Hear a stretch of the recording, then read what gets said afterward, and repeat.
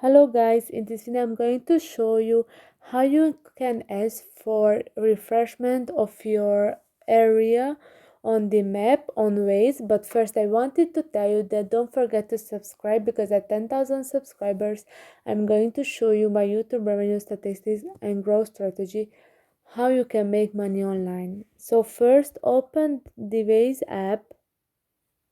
After that, you have to click on the My Ways. After that, click on the settings at the top left corner, and after that to general, and you can see the refresh map of my area option, and you have to click on that, and that's all. So now your map of your area is refreshed. So this is for this video. I hope that it was helpful for you. See you in the next one. Bye bye.